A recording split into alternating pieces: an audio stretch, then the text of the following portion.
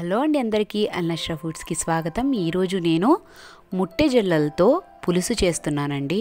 So fish కర్రీలో మనకి పులుసులు అంటే చాలా ఇష్టపడతారు. సో ఇలాంటి రేర్గా దొరికే చేపతో అయితే టేస్ట్ చాలా బాగుంటుందండి. సో ఈ సీజన్లో మాకు దొరికిన ముట్టె జల్లతో నేను ఈరోజైతే పులుసు పెడుతున్నాను. సో ప్రాసెస్ అయితే చివరి దాకా చూడండి, చాలా సింపుల్గా ఉంటుంది. చూసారు కదండి, మాకు చాలా ఫ్రెష్గా దొరుకుతాయి అని చెప్పాను కదా. సో ఈరోజైతే మా హస్బెండ్ తెచ్చిన ఈ ముట్టె జల్లతో నేనైతే పులుసు పెట్టాను. చూసారు కదండి, చాలా మంచిగా మనము క్లీన్ చేసుకొని ఈ విధంగా ముక్కలు కట్ చేసుకున్నాము. సో తర్వాత అయితే ఇంగ్రీడియంట్స్ అయితే మీకు చూపిస్తాను. సో కట్ చేసుకున్న ముక్కలు, తర్వాత ఉప్పు, పసుపు, కారము టేస్ట్కి సరిపడా తీసుకోండి. అలాగే అల్లం, వెల్లుల్లి, ఇంకా కొబ్బరి గసాలు, ధనియాలు వేసి పేస్ట్ చేసుకున్నాను. తర్వాత ఆనియన్స్ని నేను ఇలా పేస్ట్ చేసుకున్నానండి. అలాగే ఒక టమాటాని నేను పేస్ట్ చేసుకున్నాను. సో మనకి పులుసుకి సరిపడినంత చింతపండు, కొత్తిమీర, అలాగే పచ్చిమిర్చి, అంతేనండి. చాలా సింపుల్గా గరం మసాలాలు ఏం వేయకుండా చాలా అంటే చాలా టేస్టీగా ఉండే చేపల పులుసు అయితే రెడీ చేద్దామా మరి. సో ఫస్ట్ అయితే మనము ప్యాన్ పెట్టుకొని ఆయిల్ వేసుకుందామండి.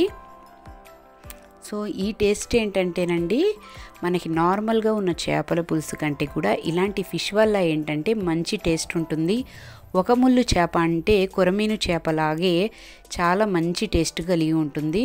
సో ఫస్ట్ అయితే మనము ఆయిల్ వేసుకుందాము. ఆయిల్ హీట్ ఎక్కిన తర్వాత పేస్ట్ చేసి పెట్టుకున్న ఉల్లిపాయ ముక్కలు ఉన్నాయి కదండి, వాటిని పేస్ట్ చేసుకున్నాం కదా. సో వీటితో ఫస్ట్ అయితే మనం ఆయిల్లో పేస్ట్ వేసేసి లైట్ గోల్డ్ కలర్లో వచ్చేదాకా, అంటే మనకి తెలియదు కాబట్టి ఆయిల్ రిలీజ్ అయ్యేదాకా మనం ఫ్రై చేసుకుందాము. తర్వాత మనం పేస్ట్ చేసి పెట్టుకున్న మసాలాని, అల్లం వెల్లుల్లి పేస్ట్, కొబ్బరి గసాలు, ధనియాలు వేసి పేస్ట్ చేశాను. సో ఆ మసాలాని వేసి అది కూడా ఆయిల్ రిలీజ్ అయ్యేదాకా మనం ఫ్రై చేసుకున్న తర్వాత ఒకే టమాటా తీసుకున్నానండి. సో ఒక్క టమాటా నేను ప్యూరీ లాగా చేసుకున్నాను. సో దాన్ని కూడా వేసేస్తున్నాను మసాలాలో. తర్వాత ఇంకా మనము పచ్చిమిర్చి వేసేసుకోవాలి.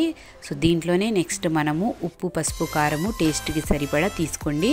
సో మొత్తం బాగా మసాలాకు పట్టేలాగా ఒక 5 మినిట్స్ పచ్చివాసన పోయేదాకా బాగా ఫ్రై చేసుకుందాము. సో చూసారు కదండి, ఇది కూడా ఆయిల్ మనకి రిలీజ్ అవుతుందంటే బాగా ఫ్రై అయిపోయింది, పచ్చివాసన అంతా పోయింది.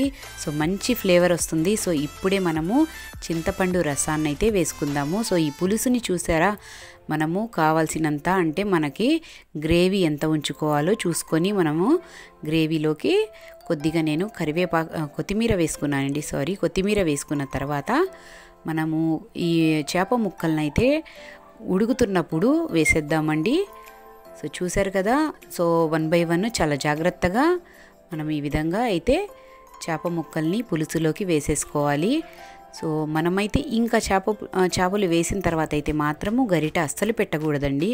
సో మనం 2 చేతులతో అలా బాండీనైతే మనము ఈ విధంగా కలుపుకోవాలి.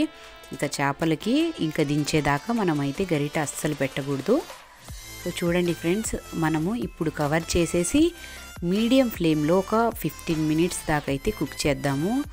చేపల పులుసు ఈరోజు చేసి నెక్స్ట్ డే తింటే చాలా టేస్టీగా ఉంటుంది. సో అయితే ఫస్ట్ మనము చేపల పులుసు దానికోసం చూడండి ఫ్రెండ్స్, ముక్కలైతే మునిగిపోయేదాకా నేను పులుసు పోసుకున్నాను. ఈ విధంగా అయితే ఆయిల్ అంతా పైకి వస్తుంది. ఇంకా చేపల పులుసు అయితే రెడీ అయిపోయిందండి. చివరిగా మనమైతే కొత్తిమీర వేసుకుందాము. చూసారు కదా ఫ్రెండ్స్, ఎంత కలర్ఫుల్గా ఉందో. స్మెల్ అయితే అదిరిపోతుందండి. మరి టేస్ట్ కూడా అంతే బాగుంటుంది. మీరు కూడా తప్పకుండా ట్రై చేయండి. అలాగే నా ఛానల్ని అయితే లైక్ చేసి సబ్స్క్రైబ్ చేసుకోండి.